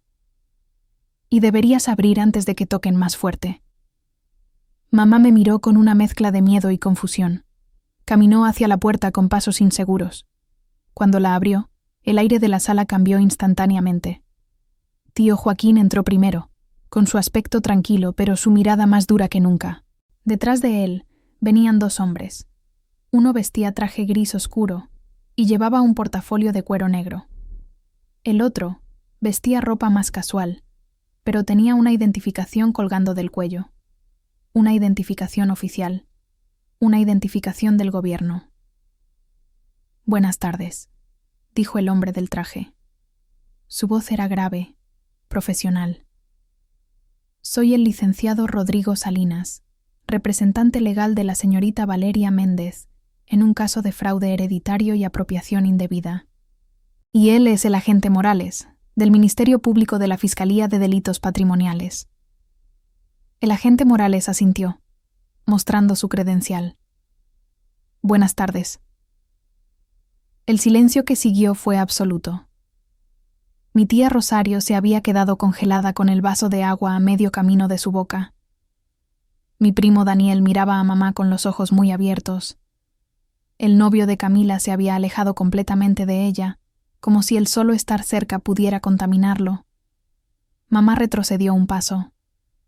¿Qué es esto? Mamá, dije, y mi voz salió serena, casi amable. Te presento al equipo legal que me ha estado ayudando las últimas 3 semanas. El licenciado Salinas es especialista en fraude familiar. Y el agente Morales está aquí porque lo que tú y Camila hicieron no es solo un problema entre nosotras. Es un delito. ¿Delito? La voz de Camila salió como un chillido.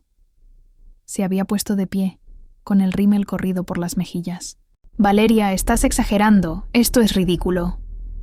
El licenciado Salinas la miró con una expresión neutra, profesional. Señorita Camila Méndez, ¿cierto?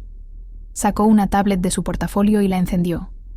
Tengo aquí copias de varios correos electrónicos intercambiados entre usted y su madre entre los años 2015 y 2024.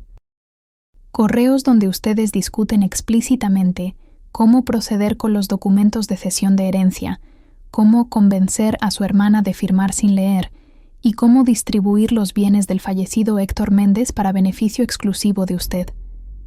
Giró la tablet para que todos pudieran ver.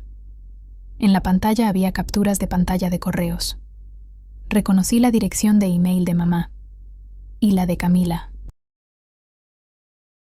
El primer correo decía: Ma, ¿ya hablaste con Val? Tiene que firmar pronto antes de que empiece a hacer preguntas. El segundo: no te preocupes, mija. Tu hermana confía en mí. Solo tengo que decirle que es urgente y va a firmar. El tercero: perfecto. Cuando tengamos todo a mi nombre, podemos empezar a vender las cosas poco a poco. Val nunca va a revisar nada. Ella no es así. Camila negaba con la cabeza, retrocediendo hasta que su espalda tocó la pared. Esos correos son privados. No pueden... Estos correos fueron obtenidos legalmente mediante una orden judicial. La interrumpió el agente Morales. La señorita Valeria presentó una denuncia formal hace 2 semanas.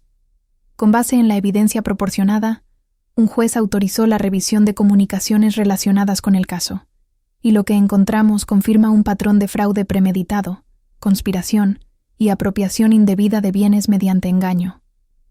Mamá se tambaleó.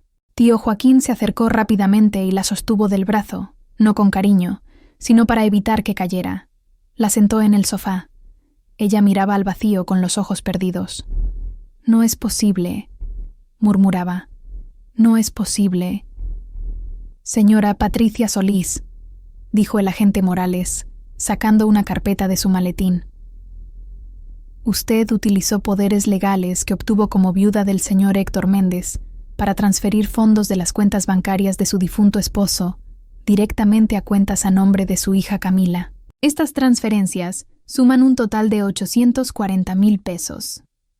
Además, usted presentó documentos fraudulentos ante un notario para registrar la propiedad del terreno en Cuautla exclusivamente a nombre de su hija menor, cuando la ley establece que debía dividirse equitativamente entre ambas herederas.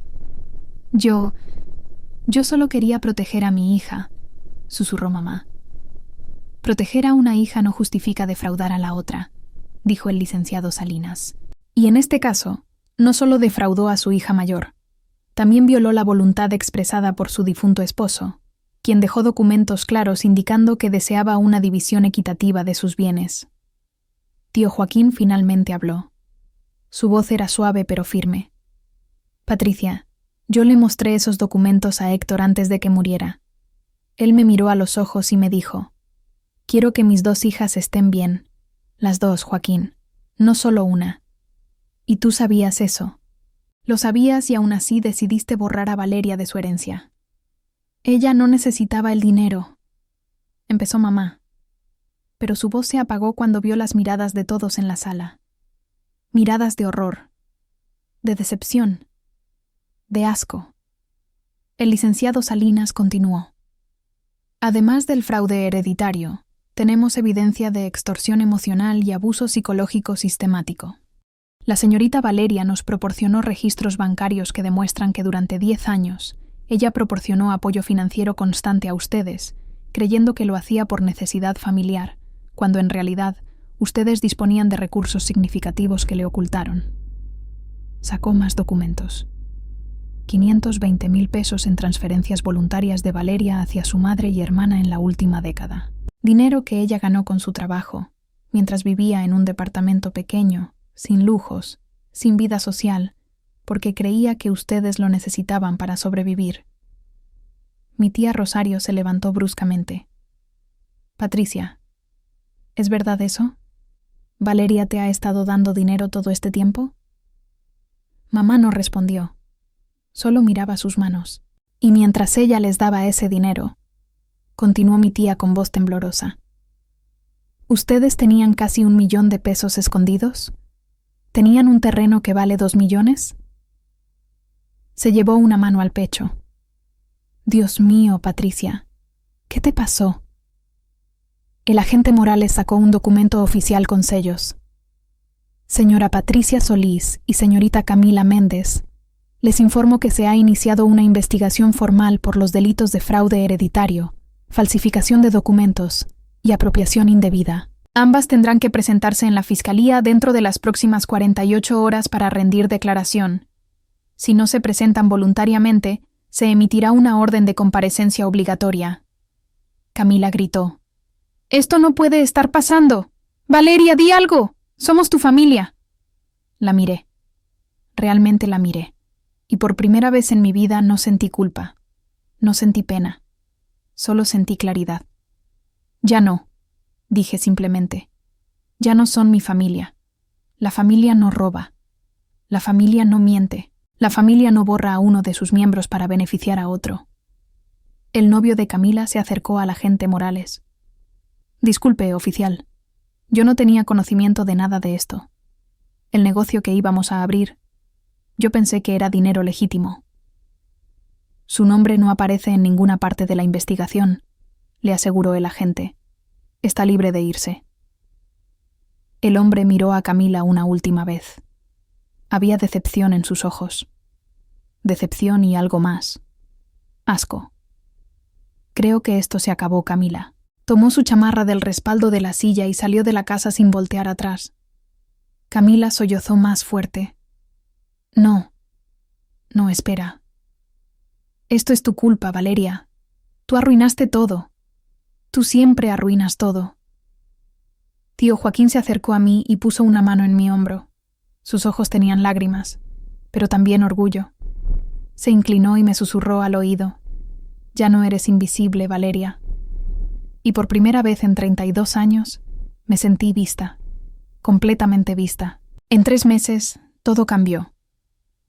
Camila fue obligada a devolver el terreno y pagar una indemnización de 450,000 pesos por daño moral y lucro cesante. Mamá perdió la patria potestad legal sobre cualquier bien familiar futuro y fue sentenciada a 2 años de libertad condicional por complicidad en fraude. La casa donde crecimos tuvo que ser vendida para cubrir las deudas legales que el caso generó, y mamá ahora vive en un departamento rentado cerca de la central de autobuses. Camila rompió con su novio. Él la dejó cuando supo que no tenía dinero, y trabaja en un call center ganando 7,000 pesos al mes. Yo recuperé mi parte de la herencia, más intereses, y compré un pequeño estudio de contabilidad donde ahora ayudo a mujeres a revisar documentos antes de firmar, para que ninguna vuelva a ser invisible como yo lo fui. Los siguientes 3 meses fueron un torbellino de abogados, tribunales y documentos que no dejaban de llegar. El licenciado Salinas se movía con una eficiencia que yo admiraba. Cada correo electrónico presentado como evidencia, cada transferencia bancaria rastreada, cada mentira documentada, se convirtió en una pieza más del rompecabezas que demostraba no solo el fraude, sino la premeditación. No fue un error. No fue un malentendido. Fue un plan ejecutado deliberadamente durante años. La primera audiencia fue en febrero. Mamá llegó con un abogado de oficio que se veía abrumado desde el momento en que abrió la carpeta del caso. Camila llegó sola, con un vestido negro que probablemente pensó que la haría ver inocente, pero solo la hacía ver pequeña. Yo llegué con tío Joaquín de un lado y el licenciado Salinas del otro. No temblé. No lloré. Me senté en esa sala fría del juzgado y escuché cómo el fiscal leía cada cargo con voz monótona pero devastadora. Fraude hereditario mediante engaño, falsificación de consentimiento en documentos legales, apropiación indebida de bienes, abuso de confianza agravado. Cada palabra caía como una piedra. El abogado de mamá intentó argumentar que no había intención criminal, que todo había sido un malentendido familiar, que mi madre solo había querido proteger a su hija más vulnerable. Pero el licenciado Salinas desmontó cada argumento con precisión quirúrgica. Mostró los correos, mostró las fechas, mostró cómo mamá había esperado estratégicamente 3 meses después del funeral, cuando yo todavía estaba procesando el duelo, para hacerme firmar. Mostró cómo había inventado la historia de las deudas inexistentes. Mostró el patrón. La jueza era una mujer de unos 60 años, con lentes de media luna y una expresión que no revelaba nada. Pero cuando el licenciado Salinas terminó de presentar las pruebas, ella miró a mamá con algo que se parecía mucho a la decepción.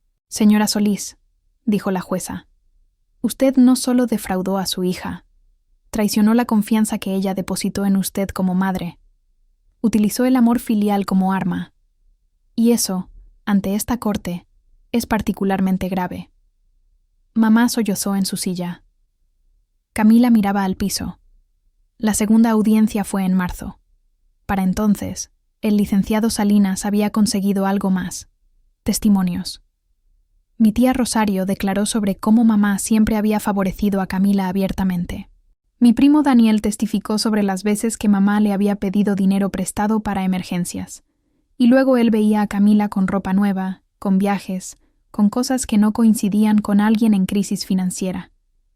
Incluso apareció la vecina de mamá, la señora que vivía en la casa de al lado desde hace 20 años, quien declaró que había visto cómo yo llegaba cada semana con bolsas del supermercado para dejarle a mamá, mientras Camila llegaba en taxis y salía de fiesta. El caso ya no era solo sobre documentos, era sobre un patrón de vida, sobre una verdad que todos habían visto pero nadie había nombrado.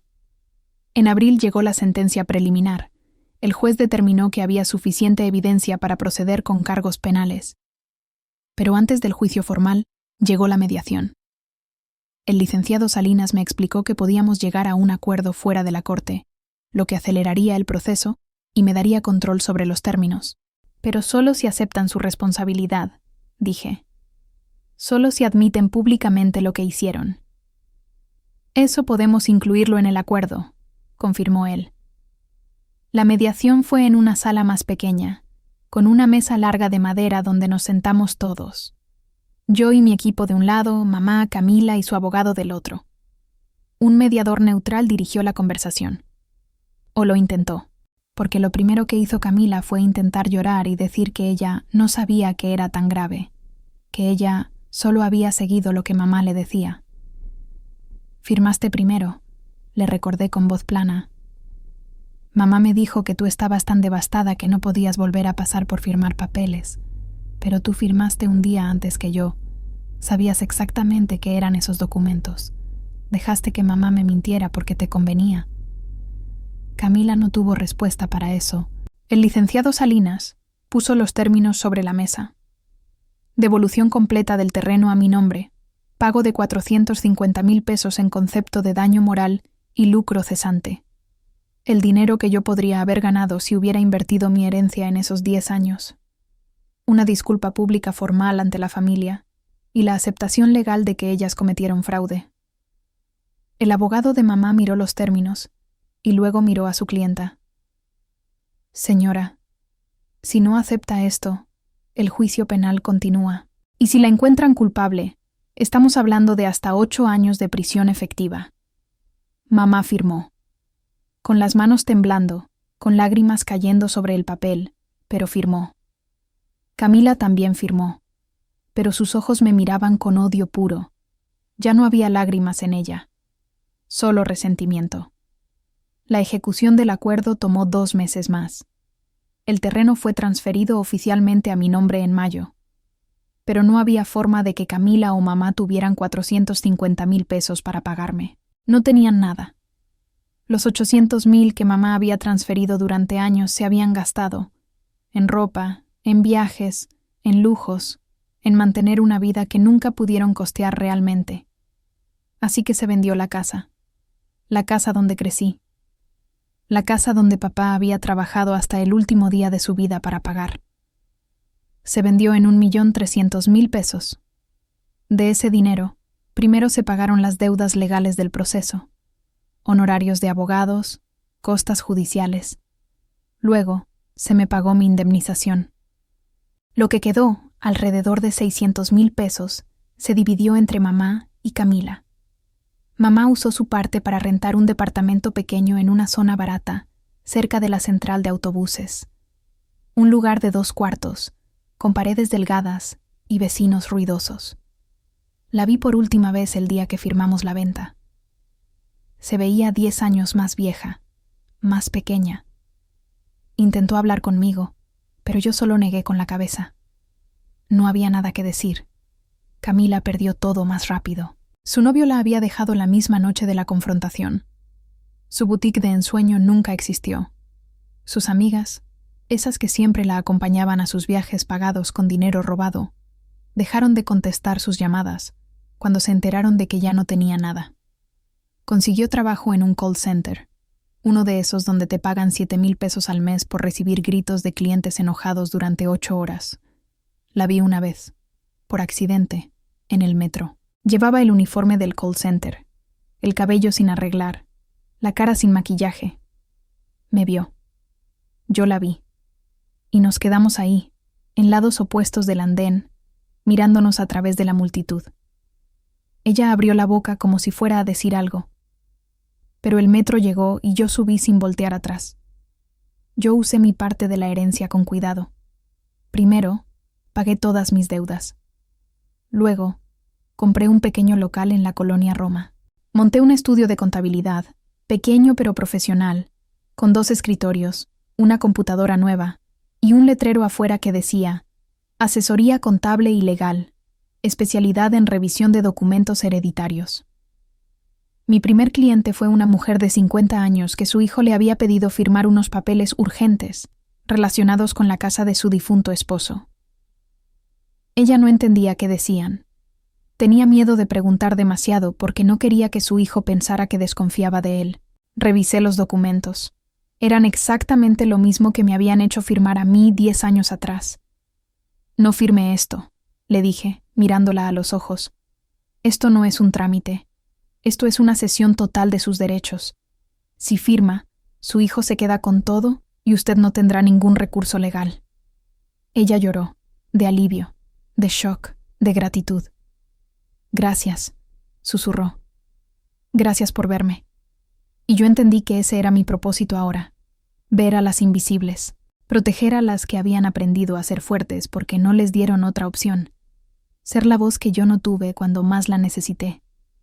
Tío Joaquín vino a la inauguración de mi oficina. Trajo flores y un cuadro pequeño para colgar en la pared. Era una frase bordada en tela. La verdad siempre encuentra su camino. Tu papá estaría orgulloso, me dijo con los ojos brillantes. Y por primera vez le creí.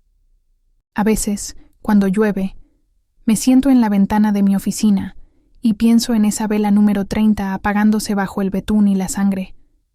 Y me pregunto, ¿cuántas personas están viviendo en familias donde el amor se confunde con el abuso, donde la lealtad se traduce en silencio, y donde ser la fuerte significa ser la olvidada? Tardé 32 años en entender que no hay amor verdadero sin respeto, y que a veces la justicia no llega sola. Hay que construirla con verdad, con pruebas, y con la valentía de dejar de ser invisible. ¿Y tú? ¿Alguna vez has sentido que tu familia te ama, pero no te ve? ¿Has firmado algo sin leer por confiar demasiado? Cuéntame tu historia en los comentarios, porque aquí nadie es invisible. Han pasado 2 años desde aquella tarde en que mi mundo se derrumbó y se reconstruyó al mismo tiempo. 2 años desde que dejé de ser Valeria la invisible y me convertí en Valeria la que se defiende. Y aunque el tiempo ha pasado, hay momentos en los que todo regresa con una claridad que me quita el aliento. Como hoy. Está lloviendo afuera. Una de esas lluvias suaves de octubre que hacen que la ciudad huela a tierra mojada y a nuevos comienzos. Estoy sentada en la ventana de mi oficina, con una taza de café que ya se enfrió en mis manos, mirando cómo las gotas resbalan por el vidrio. Y sin querer, sin buscarlo, mi mente vuelve a ese momento. La vela número 30 apagándose bajo el betún y la sangre, las risas que rebotaban en las paredes, la sensación de caer y caer sin que nadie extendiera las manos para detenerme. Pero ahora, cuando pienso en ese momento, ya no siento solo dolor. Siento algo más complejo. Gratitud.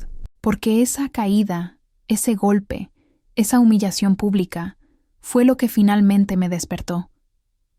Fue el momento en que el silencio que había cargado durante 10 años se rompió en pedazos tan pequeños que ya no pude recogerlos y volver a armarlo.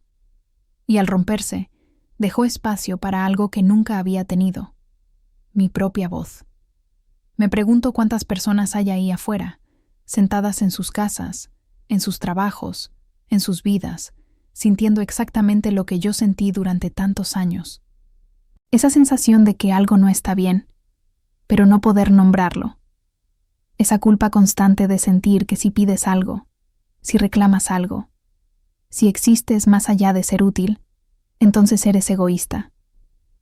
Ese cansancio profundo de ser siempre la que aguanta, la que entiende, la que sacrifica, mientras otros toman y toman y toman sin nunca devolver.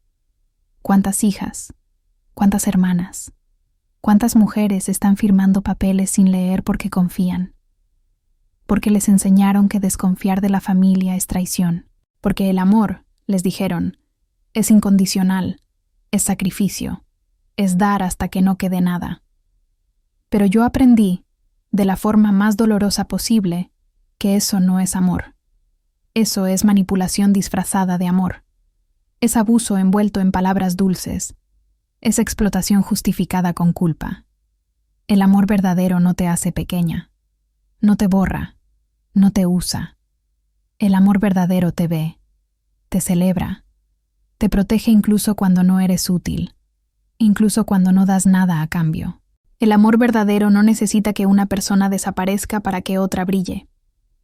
Y la lealtad no es sinónimo de silencio. No es aguantar el abuso porque así es la familia. No es sacrificarte hasta la autodestrucción porque eso es lo que hacen las hermanas mayores. La lealtad verdadera es recíproca, es respeto mutuo. Es saber que puedes decir no y seguir siendo amada. Tardé 32 años en aprender eso. 32 años en entender que no hay amor sin respeto. Que no hay familia real donde hay jerarquías que convierten a unos en valiosos y a otros en desechables. Que ser fuerte no significa permitir que te destruyan. Mi oficina ahora tiene 5 empleadas. 5 mujeres que, como yo, tienen historias de invisibilidad. Hay una contadora de 40 años que casi pierde su casa porque su hermano la convenció de ponerla como aval de un préstamo que él nunca pagó. Hay una abogada joven que descubrió que su madre había usado su identidad para abrir tarjetas de crédito y la dejó con una deuda de 200,000 pesos. Hay una administradora que trabajó 10 años en el negocio familiar sin sueldo, solo con promesas, hasta que sus hermanos vendieron el negocio y no le dieron nada. Cada una de ellas llegó a mi oficina rota, invisible, creyendo que el problema eran ellas, y cada una salió entendiendo que el problema nunca fueron ellas. Fueron las personas que se aprovecharon de su bondad, de su lealtad, de su amor. Ahora ayudamos a otras. Revisamos documentos antes de que alguien firme su futuro sin saberlo. Acompañamos a mujeres a notarías, a bancos, a juzgados, para que nunca estén solas en el momento en que podrían ser engañadas. Les enseñamos que preguntar no es desconfiar, que leer antes de firmar no es ofender, que protegerse no es egoísmo.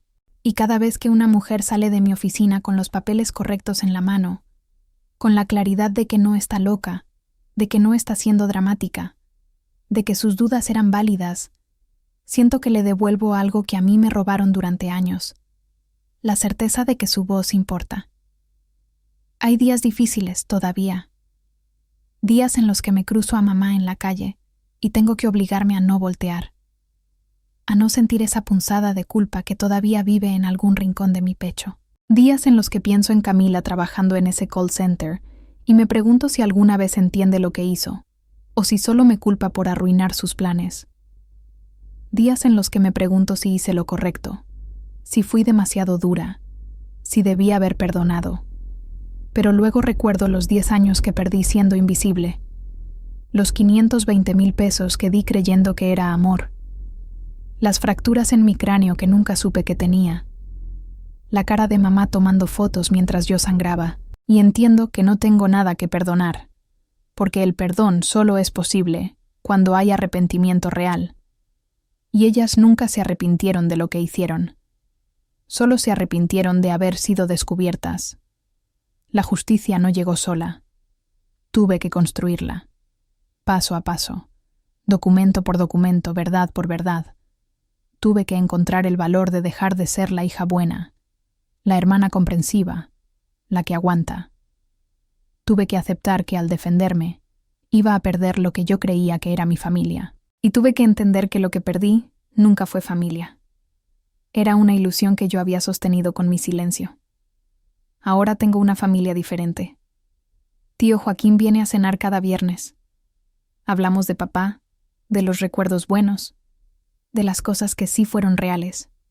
Mis empleadas son mis hermanas ahora, las que me entienden sin que tenga que explicar.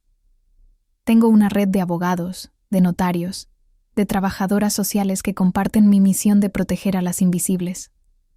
Y tengo esto, esta historia, esta verdad que decidí no esconder, porque sé que en algún lugar alguien está escuchando y reconociéndose en cada palabra, alguien que se siente invisible, alguien que cree que es su deber aguantar, alguien que está a punto de firmar algo que no entiende porque confiar en la familia es lo correcto.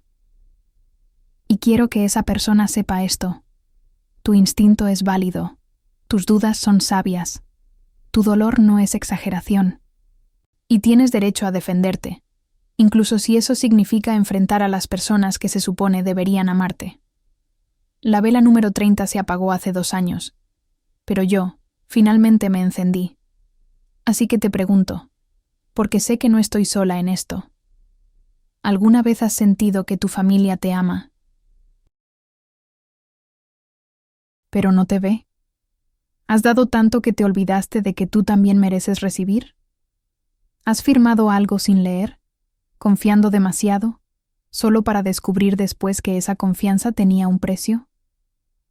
¿Has sido la fuerte, la que aguanta, la que entiende, hasta que un día te despertaste y te diste cuenta de que ser fuerte se había convertido en ser invisible? Si es así, quiero que sepas que yo te veo, que tu historia importa, que no estás loca, que no estás siendo dramática, que tu dolor es real y válido. Y quiero que sepas que puedes cambiar tu historia. No será fácil, no será rápido, y probablemente dolerá más de lo que imaginas. Pero del otro lado de esa decisión, del otro lado de ese dolor, está algo que vale todo, tu dignidad recuperada. Porque nadie, absolutamente nadie, merece ser invisible en su propia vida. Cuéntame tu historia. Comparte tu verdad. Y si todavía no puedes hablar, si todavía tienes miedo, entonces solo recuerda esto. El silencio protege a los que te lastiman. La verdad te protege a ti. Y tú mereces ser protegida. Fin.